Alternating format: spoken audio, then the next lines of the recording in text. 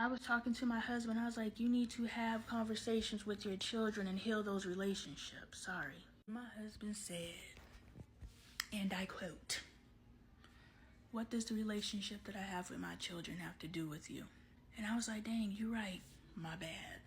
See, that would probably be a fight at your house. And it probably would have been a fight at my house.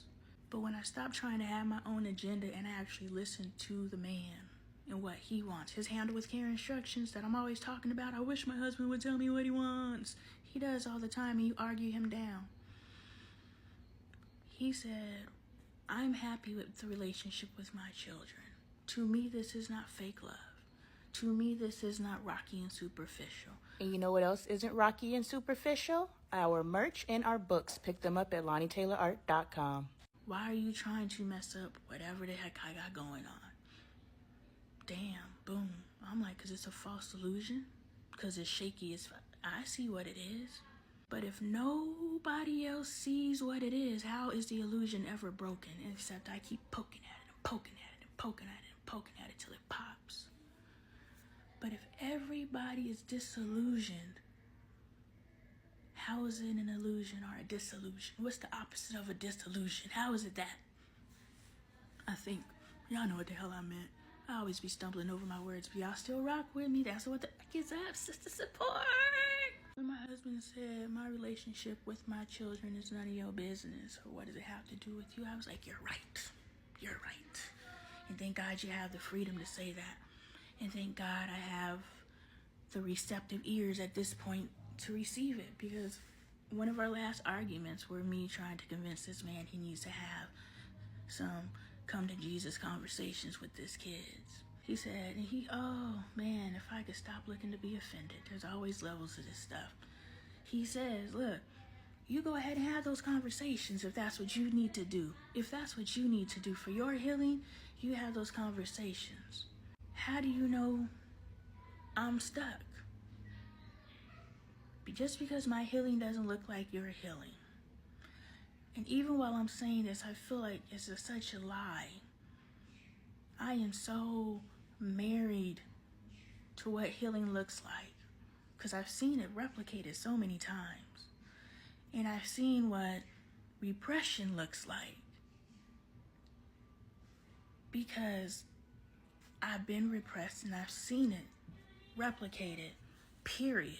So asking my husband to heal when he's healing in his time, asking my husband to heal like I want him to heal, like Pat said, she said, let that man heal in his time. And if you're on your healing journey, make sure you pick up my book, What's the Best That Can Happen, where I detail my healing journey. There's laughs, there's cries, there's growth. Everything is in this book, and make sure you pick it up at LoneeTaylorArt.com. Book club starting September 15th. And I just add, as long as he has a teachable spirit and he's capable of healing, he may be so blocked off. You guys have watched Dre evolve in front of you. That's one of his superpowers. Dre is evolutionary. He can adapt. He's malleable, which means he's receptive of new thoughts and ideas, and other people look at those as negative qualities because you guys call it manipulation. I see that my husband has the adaptability of the most adaptable out there. Can you say that? So while y'all are trying to make this man feel bad because you let that woman come in and change you, let's look at where my husband was versus even at his lowest point right now, where he is. This is my husband's new low. My husband's old low was homeless with 3 children. His low looked different with me. So, yeah, he let this woman come in and change his life. If you have not encountered a woman that you allow to come in and change your life, you have not encountered the right woman. I'm gonna let you sit on that one. You go ahead and tip my jar while you're sitting on it. Shop my merch while you're sitting on it. Support the community that supports you while you're sitting on it. Ooh, while you're sitting on it, eh? Anyway, so that I make the point that you need to make your home environment as safe a space for your children to be able to talk to you. Michael was talking to me about something, his Ninja Turtles or something. He was like, man, oh no, he said, Mom, can I tell you something? And I was like, yeah. And And after he finished talking, I was like, Michael, I want you to know that you can always tell me anything. He's like, yeah, okay. And he goes off and does his thing, but I'm planting seeds, right? He doesn't know what I'm talking about. That's why I turned on that Kanye West documentary today. I was telling one of our community members about my champion tattoo and how it was my nickname as a kid. And she was like, do you feel something when you listen to that Kanye West champion? And I'm like, yeah, I do. She was like, go listen to it again today and tell me what you feel. First, I saw how, just monetary is capitalism 101. And he's the one that said they make us hate ourselves and love their wealth. He said it. I guess he told us what he knows.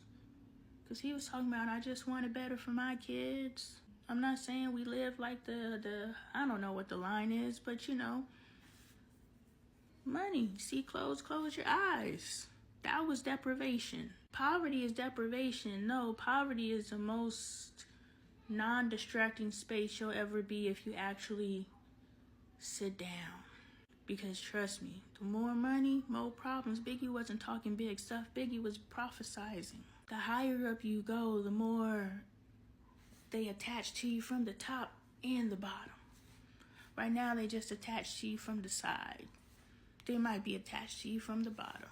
But the higher up you go, they start attaching from the top. Right now, in your simplicity, this is a word for myself. Right now, in your simplicity, this should be the most peaceful space you've ever been, especially if you aspire for something. If you don't aspire for something, nigga, you in trouble. I'm sorry. Get some aspirations. But if you aspire for something and you are in spirit, just know to keep going, keep grinding.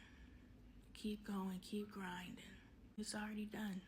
And that wasn't me. Those of you who are on my lives, you know what that was. That wasn't me. I be thinking I lose my train of thought. No.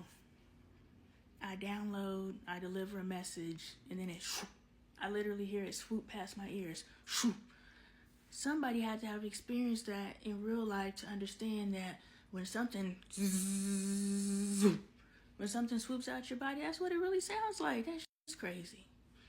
And I just admitted that on the internet. Yeah, back to my point. Why do you care what I post on the internet? It's my family. It's not yours. You stay guarded.